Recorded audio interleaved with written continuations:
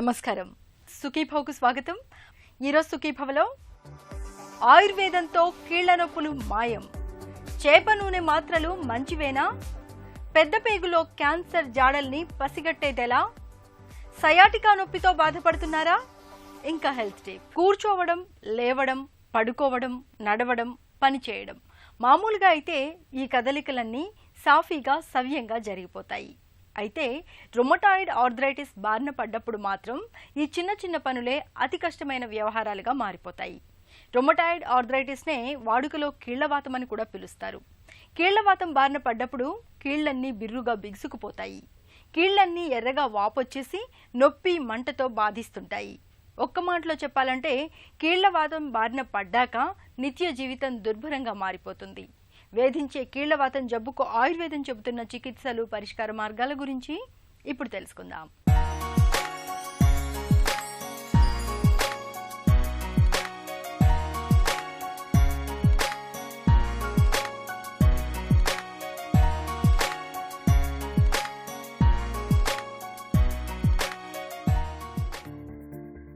కీళ్లు మన కదలికలకు ఆధారాలు. కీళ్లలో ఏ చిన్న సమస్య తలెత్తినా మొత్తం మన కదలికలు స్తంభించిపోతాయి. నిజానికి అనేక జ్వరాలు, జబ్బులు మన కీళ్లను ఇబ్బందుల్లో పడేస్తుంటాయి. ఇలా కీళ్ల కదలికలను క్లిష్టతరం చేసే సమస్యల్లో రుమటాయిడ్ ఆర్థరైటిస్ను ప్రధానంగా చెప్పుకోవచ్చు. దీన్నే వాడుకలో కీళ్లవాతమని కూడా పిలుస్తాం. కీళ్లవాతం బారిన పడ్డప్పుడు కీళ్ల లోపలంతా వాపు వచ్చి ఒకటే మంటగా ఉంటుంది. కీళ్లను కదపాలంటే తీవ్రమైన నొప్పి, బాధగా ఉంటుంది. కీళ్లలో అరుగుదల, ఇన్ఫెక్షన్లు, గన్యా వంటి వైరల్ కారణాలేమీ లేకుండానే శరీరంలోని కీళ్లు అన్నింటిలో మంటలు, నొప్పులు పోటెత్తుతుంటాయి. కీళ్లవాతం ఎవరికి ఎందుకొస్తుందో స్పష్టమైన కారణం ఇప్పటి వరకు తెలియలేదని చెబుతారు నిపుణులు. కీళ్లకు వచ్చేటువంటి సమస్యల్లో ఒకటి రుమటాయిడ్ ఆర్థరైటిస్ అంటాం. దీన్ని ఆయుర్వేదంలో చెప్పేటప్పుడు ఆమవాతం అని చెప్తాం అన్నమాట. మామూలుగా ఉండేటువంటి కీళ్ల నొప్పులు ఎక్కడ ఏ కీళ్ళకి వస్తే ఆ కీళ్ళతోటి లిమిట్ అయిపోతూ ఉంటాయి. అయితే ఈ ఆమవాతం అనేటువంటిది శరీరంలో ఉండేటువంటి చాలా కీళ్ల మీద దాని ప్రభావం చూపిస్తూ ఉంటుంది. అంతేకాకుండా శరీరంలోని ఇతర అవయవాల మీద కూడా దీని దుష్ప్రభావాలు ఉంటూ ఉంటాయి అన్నమాట. ఆమం అనేది ఏంటంటే ఒక విష పదార్థం, వ్యాధికారకమైనటువంటి విష పదార్థం శరీరంలో పేర్కొంటూ ఉంటుంది. ఇది మనకేంటంటే రోగనిరోధక వ్యవస్థ మీద ఒక దుష్ప్రభావం చూపించడం వల్ల వచ్చేటువంటి సమస్య ఇది ఈ రుమటాయిడ్ ఆర్థరైటిస్ అనేది. ఈ ఆమం తగ్గాలంటే మనం తీసుకునేటువంటి ఆహారాలు, అంటే పేషెంట్లు ఎవరికైనా సరే ఈ సమస్య ఉన్నప్పుడు తేలికగా అరిగేటువంటి పదార్థాలు తీసుకోవాలి. మామూలుగా ఉడికించి కేవలం పోపు వేసుకునేటువంటి ఆహార పదార్థాలు, సొరకాయ, బీరకాయ లాంటి కూరలు, ఇతర ఆకుకూరలు కానీ వాటిలలో ఎక్కువ గరం మసాలాలు లేకపోతే గ్రేవీలు అవన్నీ వేసో కాకుండా తేలికగా ఉడికించి పోపు మాత్రం వేసుకున్నటువంటి ఆహార పదార్థాలు తీసుకుంటూ ఉండాలి. అలాగే నాన్ వెజిటేరియన్ ఆహార పదార్థాలన్నీ హెవీగా ఉండేటువంటివన్నీ కూడా తగ్గించుకోవాలి. ఆహారంలో పెరుగు, మీగడ ఇలాంటి పదార్థాలు కూడా ఆమాన్ని పెంచుతాయి కనుక వాటిని కూడా తగ్గించుకోవాలి. తేలికగా ఉండేటట్టుగా పల్చటి మజ్జిగ, కమ్మటి మజ్జిగను తీసుకోవచ్చు. అలాగే గోరువెచ్చటి నీళ్ళని పదే పదే తీసుకుంటూ ఉంటే కూడా ఈ ఆమం అనేటువంటి తగ్గడానికి ఉపయోగపడుతుంది. తీసుకునేటువంటి ఆహారంలో సొంఠి, పిప్పళ్ళు, మిరియాలు, తర్వాత పుదీనా, వెల్లుల్లి ఇలాంటివన్నీ కూడా ఆమాన్ని తగ్గించేటువంటి పదార్థాలు. వీటిని ఆహారంలో ఒక భాగంగా తీసుకుంటూ ఉండొచ్చు. వీలైనంత వరకు వాకింగ్ చేస్తూ ఉండటం, దాంతో పాటుగా కొద్దిగా ప్రాణాయామాలు. ఈ ప్రాణాయామాలన్నీ నాడీ శుద్ధి ప్రాణాయామం అంటాం. ఈ నాడీ శుద్ధి ప్రాణాయామం కూడా ఆమవాతాన్ని తగ్గించడానికి ఉపయోగపడుతుంది కనుక రోజు ప్రాణాయామాలు మాత్రం తప్పనిసరిగా చేస్తూ రోగనిరోధక వ్యవస్థ బాగుండేలాగా చేసుకుంటూ ఉన్నట్టయితే ఈ వ్యాధి దీర్ఘకాలం బాధించేటువంటిది. అది ఎక్కువ పెరిగిపోకుండా ఉండడానికి, ఎక్కువ బాధించకుండా ఉండడానికి కూడా ఈ జీవన విధానంలో ఉండేటువంటి చిన్న చిన్న మార్పులు బాగా తోడ్పడతాయి. కీళ్లవాతంతో బాధపడుతున్నప్పుడు రోజువారీ ఆహారపు అలవాట్లలో మార్పులు చేసుకోవడం వల్ల మంచి ఫలితం కనిపిస్తుంది. కొన్ని రకాల ఆహారాలకు వాపును తగ్గించే గుణం ఉంది. ముఖ్యంగా చేపల్ని రోజువారీ ఆహారంలో ఒక భాగంగా చేసుకోవాలి. అలాగే ఫిష్ ఆయిల్, ఆలివ్ ఆయిల్ వంటివి తీసుకోవడం వల్ల వాటిలో ఉండే ఒమెగా 3 రకానికి చెందిన కొవ్వులు కీళ్ల వాపుల్ని సమర్థంగా తగ్గిస్తాయి. ఇంకా ఆకుకూరలు, కాయగూరల్లో కూడా వాపును తగ్గించే యాంటీ ఇన్ఫ్లమేటరీ కారకాలు ఉంటాయి. వీటిని కూడా ఆహారంలో తరచుగా తీసుకోవాలి. అలాగే గోధుమలతో తయారయ్యే పదార్థాలని బాగా తగ్గించాలి. మొక్కజొన్న, సోయా చిక్కుళ్ళు, బఠానీ, బంగాళాదుంపలకు వాపును పెంచే గుణం ఉంది. వీటిని ఎంత తక్కువగా తీసుకుంటే అంత మంచిది. బయట దొరికే ఆహారాలు, రెడీమేడ్ పదార్థాలకు దూరంగా ఉండాలి. ఈ ఆమవాతం ఉన్నటువంటి వాళ్ళకి ఏంటంటే ఆమ పాచనం జరగడానికి కొన్ని ఔషధాలు అవి కూడా ఉపయోగపడతాయి. ముఖ్యంగా మలబద్ధకం లేకుండా చూసుకోవాల్సినటువంటి అవసరం ఉందన్నమాట. అందుకని మలబద్ధకం లేకుండా ఉండేలాగా వాత దోషాన్ని ఆమ దోషాన్ని కూడా అదుపులో ఉంచేటువంటి వాటిని వాడుకుంటూ ఉండాలి. అందులో ముఖ్యంగా మనకి సొంఠి ఆముదం ఈ రెండు కూడా ఆమ పాచనానికి బాగా ఉపయోగపడతాయి. దీనికోసం ఏం చేయాలంటే ముందు ఒక చిన్న కప్పు పాలని బాగా కాచి అందులో కొంచెం సొంఠి పొడి, ఒక అర చెంచాడు సొంఠి పొడి వేసి ఇంకా బాగా మరగనిచ్చి అది వేడివేడిగా ఉండగానే అందులో ఒక చిన్న చెంచాడు ఆముదాన్ని కలుపుకోవాలి. అంటే కప్పు పాలని కాచి వేడిగా ఉండగానే అందులో ఒక చిన్న చెంచాడు సొంఠి చూర్ణం వేసి ఒక చిన్న చెంచాడు ఆముదాన్ని కూడా కలిపేసుకుని ఆ వెచ్చవెచ్చగా ఉన్నటువంటి దాన్ని రోజు తీసుకుంటూ ఉండాలి. అలా ఏ రోజుకు ఆ రోజు కాచి తీసుకుంటూ ఉంటే ఈ ఆమ పాచనం జరిగి నెమ్మదిగా నొప్పులు తగ్గడానికి ఈ మిశ్రమం బాగా ఉపయోగపడుతుంది. అలాగే ఇంకొకటి ఏంటంటే మనకి కరక్కాయలతోటి కషాయం లాగా చేసుకోవాలి. కరక్కాయని ముక్కలు చేసేసి సుమారుగా ఒక పెద్ద చెంచాడు ముక్కల్ని ఒక కప్పు నీళ్ళలో వేసి బాగా కాచుకొని మరిగించాలి. బాగాను మరిగించేసి దాన్ని వడపోసుకున్న తర్వాత అందులో ఒక చిన్న చెంచాడు నెయ్యి కలపాలి. నెయ్యి కలిపేసి రోజు రాత్రిపూట ఒక్కసారి తీసుకుంటూ ఉన్నట్టయితే ఏంటంటే మర్నాడు విరేచనం సాఫీగా అయిపోతుంది. ఈ విరేచనం ద్వారా ఆమం కూడా బయటకు వెళ్ళిపోతూ ఉండి నెమ్మదిగా నొప్పులు అంటే ఆమవాతంలో వచ్చేటువంటి నొప్పులన్నీ తగ్గడానికి ఇది ఉపయోగకరంగా ఉంటుంది. అలాగే ఇంకొకటి ఏంటంటే పాలల్లో కొంచెం పిప్పళ్ళు తర్వాత సొంఠి వీటిని కలిపి తీసుకోవచ్చు. ఎందుకంటే సొంఠి పిప్పళ్ళు రెండు కూడా ఆమవాతాన్ని తగ్గించడానికి ఉపయోగపడతాయి. ఒక కప్పు పాలను బాగా మరిగించి అవి మరుగుతూ ఉండగానే అందులో ఒక అర చెంచాడు సొంఠి పొడి, ఒక అర చెంచాడు పిప్పళ్ళ పొడి కూడా వేసి బాగా కాగనిచ్చి వడపోసేసుకుని దాన్ని గోరువెచ్చగా ఉండగానే కొంచెం పటిక బెల్లం వేసుకుని తాగొచ్చు అన్నమాట. ఈ విధంగా రోజుకు ఒకసారి తీసుకుంటూ ఉంటే కూడా నెమ్మదిగా ఈ ఆమవాతపు నొప్పులు అవి తగ్గడానికి ఇది ఉపయోగకరంగా ఉంటుంది.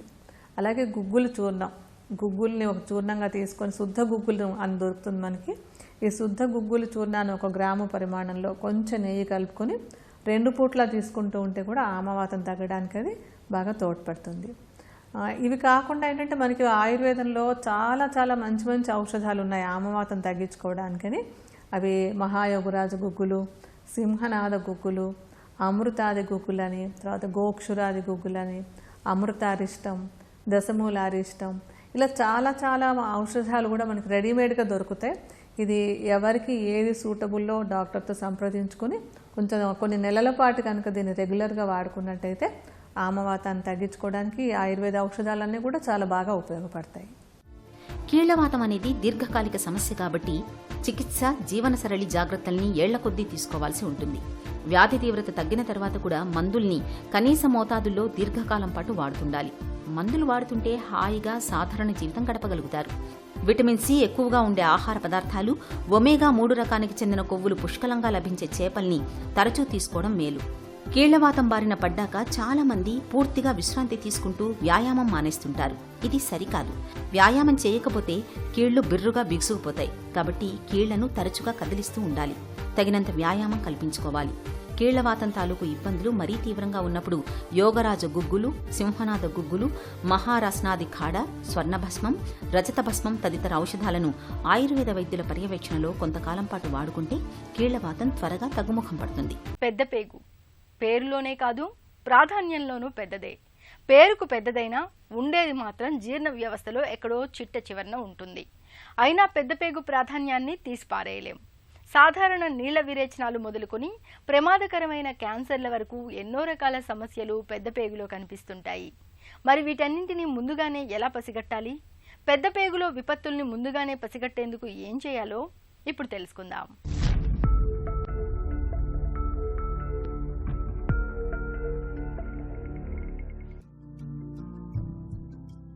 పెద్దపేగులో కనిపించే అతి పెద్ద విపత్తు క్యాన్సర్. ప్రపంచవ్యాప్తంగా ప్రతి ఏటా 5 లక్షల మందిని బలి తీసుకుంటోంది. మరి ఈ నేపథ్యంలో పెద్దపేగులో క్యాన్సర్ ఆనవాళ్లను ముందుగానే గుర్తించే వీలుందా? కొన్ని అనుమానిత లక్షణాలను ముందుగానే గమనించటం, తరచూ కొలనోస్కోపీ పరీక్షను చేయించుకోవటం ద్వారా క్యాన్సర్ను తొలిదశలోనే గుర్తించే వీలుంది. 50 ఏళ్లు దాటాక విసర్జక అలవాట్లలో ఏవైనా మార్పులు కనిపిస్తున్నప్పుడు, మల విసర్జన సమయంలో రక్తం పడుతున్నా, మలబద్ధకం తీవ్రంగా ఉన్నా లేదా ఆగకుండా నీళ్ల విరేచనాలు అవుతున్నా, ఈ 2 సమస్యలు ఒకదాని తర్వాత మరొకటి కనిపిస్తున్నా, తరచూ కడుపులో నొప్పి, మల విసర్జన తర్వాత కూడా ఇంకా అక్కడ కొంత మిగిలే ఉన్నట్లు అనిపించటం, క్రమంగా బరువు తగ్గటం, ఈ లక్షణాలన్నీ లేదా వీటిల్లో కొన్ని కనిపించినప్పుడు డాక్టర్ను తప్పనిసరిగా సంప్రదించాలి. కొలనోస్కోపీ పరీక్ష చేయించుకోవాలి. గతంలో కుటుంబ సభ్యుల్లో ఎవరికైనా పెద్ద పేగులో క్యాన్సర్ వచ్చిన చరిత్ర ఉన్నప్పుడు తరచూ కొలనోస్కోపీ పరీక్ష చేయిస్తూ ఉండాలి. నడుము నొప్పితో పాటు నడుస్తున్నప్పుడల్లా భరించలేని బాధ కలుగుతూ కరెంట్ షాక్ కొట్టినట్టుగా నొప్పొస్తుంటే అనుమానం లేకుండా దాన్ని సయాటికా అని చెప్పేయచ్చు. నడుము కింది భాగం నుంచి కాలి కింది భాగం వరకు వెళ్లే నరం ఒత్తిడికి గురవుతున్నప్పుడు ఈ సయాటికా బాధలు అనుభవంలోకి వస్తూ ఉంటాయి. తీవ్రమైన నొప్పితో వేధించే సయాటికా నొప్పికి చికిత్స, పరిష్కార మార్గాల గురించి డాక్టర్ని అడిగి ఇప్పుడు తెలుసుకుందాం.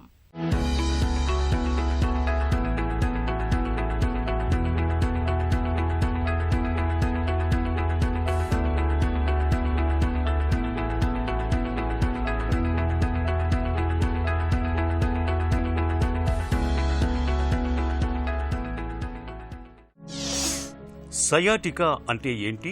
ఎందుకు వస్తుంది? కాలు లాగడం ఎందుకు వస్తుంది అంటే నరం మీద ప్రెషర్ వలన కాలంతా లాగుతుంది. ఎప్పుడైతే నడుములో ఉన్న నొప్పి మోకాలు కిందికి వస్తుందో అప్పుడే దాన్ని సయాటికా అంటాం.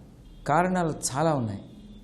కామనెస్ట్ కారణం స్లిప్ డిస్క్, అంటే ఎముకల మధ్యన ఉన్న రబ్బర్ వెనుకకు జరిగి నరాన్ని ఒత్తడం వలన. ఇది 2 కుడి కాలు యొక్క నరం, ఎడం కాలు యొక్క నరం 2 ఒత్తితే 2 కాళ్ళల్లో వస్తుంది సయాటికా. ఒక్కొక్కసారి ఒక సైడ్ వత్తితే ఒకటే కాల్లో ఈ సయాటికా వస్తుంది, అంటే కాలంతా లాగడం. దీనికి డిస్కే కాకుండా ఇన్ఫెక్షన్స్ వలన మన దేశంలో టీబీ చాలా కామన్. అదేవిధంగా gram negative infections, gram positive infections, ఈ ఇన్ఫెక్షన్స్ స్పైనల్ కార్డ్ చుట్టూ వచ్చినా, ఎముకల మధ్యన వచ్చినా అది వెళ్ళి నరాన్ని ఎఫెక్ట్ చేయడం వల్ల కూడా సయాటికా వస్తుంది. అదేవిధంగా ఈ స్పాండిలోలిస్థీసిస్ అంటే కొన్ని డిఫెక్ట్స్ ఉంటాయి. ఎముకలు నడుములో ఉన్న ఎముకల్లో డిఫెక్ట్స్ వలన ఎముక ముందుకు జరగడం స్పాండిలోలిస్థీసిస్ అంటాం. అదేవిధంగా వెనుకకు జరగడం రెట్రోలిస్థీసిస్. ఈ కారణాల వల్ల కూడా లోపల ఉన్న నరాల మీద ప్రెషర్ వచ్చి సయాటికా వస్తుంది. కొంతమందిలో ఎముకల మధ్యన జాయింట్స్ ఉంటాయి, అవి అరిగిపోయి ఆ జాయింట్స్ నుంచి ఫ్లూయిడ్ బయటకు వచ్చి సిస్ అంటాం, వీటిని సైనోవియల్ సిస్. ఇవి తయారై ఈ నరాన్ని ఒత్తడం వల్ల కూడా సయాటికా వస్తుంది. కొంతమందికి చిన్నప్పటి వయసులో గూని జబ్బులు వస్తాయి, స్కోలియోసిస్, లంబార్ స్కోలియోసిస్ అంటాం. దీన్ని కానీ చిన్న వయసులో ట్రీట్ చేయకపోతే నడుము వంకరై ఈ కాన్కేవ్ సైడ్ ఉన్న నరాలు కంప్రెస్ అయ్యి కాన్వెక్స్ సైడ్ ఉన్న నరాలు ఎప్పుడైతే నడుము వంకర అవుతుందో అది స్ట్రెచ్ అయ్యి అప్పుడు కూడా సయాటికా వస్తుంది. ఫ్రాక్చర్స్ వలన, ఎముకలు విరగడం వలన వాటిని సరిగ్గా ట్రీట్ చేయకపోతే కూడా సయాటికా వస్తుంది. అదేవిధంగా కొంతమందిలో బ్రెస్ట్ క్యాన్సర్స్ అని, థైరాయిడ్ క్యాన్సర్స్ అని, renal cancers, kidney cancers, gastrointestinal cancers, ఈ క్యాన్సర్స్ ఎప్పుడైతే మనిషిలో ఉంటాయో అవి కానీ స్పైన్కు స్ప్రెడ్ అయితే, spine one of the commonest areas for metastasis spread అవ్వడం క్యాన్సర్కి. అది వచ్చి ఆ క్యాన్సరస్ ట్యూమర్ నరం మీద ఒత్తడం వలన కూడా సయాటికా వస్తుంది. అదేవిధంగా 50-60 ఏండ్లు దాటిన తర్వాత ఈ నడుములో ఎముకలు అరిగిపోవడం వలన ఎముకలలో వెన్నెముకల్లో ఉన్న కెనాల్ నేరో అవ్వడం వలన, దీన్ని స్పైనల్ స్టెనోసిస్ అంటాం. ఆ నేరో అవ్వడం వల్ల కూడా నరం మీద ప్రెషర్ వచ్చి ఈ సయాటికా వస్తూ ఉంటుంది. అదేవిధంగా చాలా arthritic conditions of the spine, వీటిల్లో కూడా మన ఇప్పుడు నడుములో చూస్తే వెన్నుపాము చుట్టూ 2 మిల్లీమీటర్స్ కన్నా తక్కువ స్పేస్ ఉంటుంది. వెన్నుపాములోంచి బయటకు వచ్చే నరాలకు ఒక 1 millimetre less than 1 millimetre space ఉంటుంది. ఈ స్పేస్లో ఏమైనా ఆర్థరైటిక్ చేంజెస్ అవి వచ్చి నరం మీద ప్రెషర్ వస్తే కూడా సయాటికా వస్తుంది. సయాటికాకు చికిత్స ఎలా ఉంటుంది? సయాటికా వచ్చినప్పుడు తప్పకుండా మీరు డాక్టర్ని సంప్రదించాలి. అది చాలా ఇంపార్టెంట్. నడుము నొప్పి, మామూలు నడుము నొప్పి వేరు, సయాటికా వస్తే అది కొద్దిగా డాక్టర్ని సంప్రదించి కంపల్సరీగా ఎక్స్రేస్ పరీక్షలు, రక్త పరీక్షలు అవి చేయించి మీ యొక్క డయాగ్నోసిస్ని ఎస్టాబ్లిష్ చేయాలి. అది చాలా ఇంపార్టెంట్. అగైన్ ఇది కానీ ఫిజికల్ కండిషన్స్ వలన వస్తే దాన్ని ఈ ఫిజియోథెరపీ ద్వారా, పెయిన్ రిలీవింగ్ మెజర్స్ ద్వారా, మెడికేషన్ ద్వారా, ఒక్కొక్కసారి మేము ఈ నడుములో స్టెరాయిడ్స్ ఇస్తాం. రూట్ బ్లాక్స్ అని కానీ, ఎపిడ్యూరల్ స్టెరాయిడ్స్ అని కానీ ఇచ్చి ఈ నొప్పిని, షాయటికా కానీ తక్కువ చేస్తాం. ఇవన్నీ చేసినా కానీ తక్కువ కాకపోతే స్కాన్స్ చేసి వేరే కారణాలు ఏమైనా ఉన్నాయా అది చూడాలి. ఫర్ ఎగ్జాంపుల్ క్యాన్సర్స్ కానీ, ట్యూమర్స్, స్పైనల్ కార్డ్ ట్యూమర్స్ అంటాం, అంటే వెన్నుపాములో వచ్చే ట్యూమర్స్, వాటి వల్ల కూడా షాయటికా వస్తుంది. అన్ని ట్యూమర్స్ క్యాన్సర్స్ కావు. సో ఆ డయాగ్నోస్ చేసి, ఆ ఆపరేషన్స్ చేసి, ఎప్పుడైతే క్యాన్సర్ ఉంటుందో ఆ క్యాన్సర్ గడ్డను తీయడం, తర్వాత కీమోథెరపీ, రేడియోథెరపీలు ఇవన్నీ ఇవ్వడం. అదేవిధంగా నాన్ క్యాన్సరస్ ట్యూమర్స్ ఉంటే ఆస్టియోబ్లాస్టోమాస్ అని కానీ,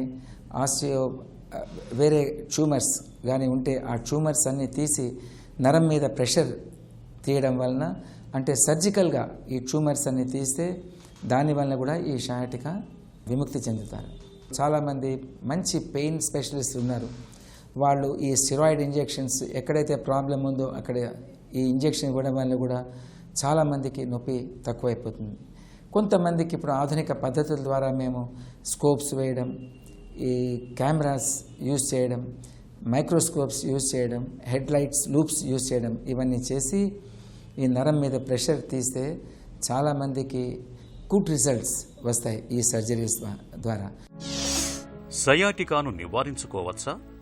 తీసుకోవాల్సిన జాగ్రత్తలు, అది డిస్క్ అయితే మటుకు మీరు కంపల్సరీగా ఫిజియోథెరపీ చేయడం, ఎక్సర్సైజులు చేయడం, వెయిట్ రిడక్షన్లు చేయడం, కొలెస్ట్రాల్స్ని, లిపిడ్స్ని కంట్రోల్లో పెట్టుకోవడం, డయాబెటీస్ని కంపల్సరీగా దాన్ని గుడ్ కంట్రోల్ ఉండాలి. డయాబెటీస్కి డయటరీ మెథడ్స్ పాటించాలి. స్పైన్ హెల్త్కి ఇంపార్టెంట్ అయిన మినరల్స్, కాల్షియం, ప్రోటీన్ ఇవన్నీ కూడా ట్యాబ్లెట్స్ ద్వారా కాకుండా న్యాచురల్ పద్ధతుల ద్వారా మనం ఇంప్రూవ్ చేసుకోవాలి స్పైన్ హెల్త్ని, ఈ మంచి డయట్ తీసుకుని. అదేవిధంగా ఇప్పుడు మన దేశంలో వైటమిన్ డి డెఫిషియన్సీ కూడా చాలా పెరిగిపోయినది. సో కొద్దిసేపు ఉదయం ఎండలో కూర్చోవడం, బాగా మబ్బుగా ఉన్నప్పుడు ఒక అర్ధగంట, ఎండాకాలంలో ఒక 10 నిమిషాలు బాడీని ఎక్స్పోజ్ చేయడం, ఇవన్నీ చేస్తే మన ఎముకలు, మజిల్స్ గట్టిపడి చాలామందికి నడుము నొప్పులు, షాయటికా ప్రాబ్లమ్స్ నుంచి విముక్తి చెందుతారు. ఎప్పుడైతే నొప్పి తగ్గుతుందో అప్పుడు మీ ట్రీట్మెంట్ స్టార్ట్ అవుతుంది. అప్పుడు మీరు వాకింగ్ చేయడం, ఎక్సర్సైజులు చేయడం, స్విమ్మింగ్ చేయడం, యోగా చేయడం, స్పోర్ట్స్ ఆడడం, ఇవన్నీ చేస్తే మళ్ళీ ఈ బ్యాక్ పెయిన్స్, షాయటికాలు రాకుండా ఉంటాయి. ఎప్పటిదాకా అయితే మీరు స్మోకింగ్ చేస్తారో అప్పటిదాకా మీ యొక్క నడుము బాధలు కానీ, స్పైన్ బాధలు కానీ, షాయటికా బాధలు కానీ పోవు. అదేవిధంగా షుగర్స్ కంట్రోల్ చేయడం, ఇవన్నీ వెయిట్ కంట్రోల్ చాలా ఇంపార్టెంట్. ప్రతి వ్యక్తి 1.5 నుంచి 2 గంటలు ఎక్సర్సైజులు చేయవలసిందే. ఇది చాలా ఇంపార్టెంట్. చిన్న చిట్కా మీకోసం. క్యాన్సర్ బాధితులు రోజువారీ ఆహారంలో సోయాబీన్స్ ను ఒక భాగంగా చేసుకోండి.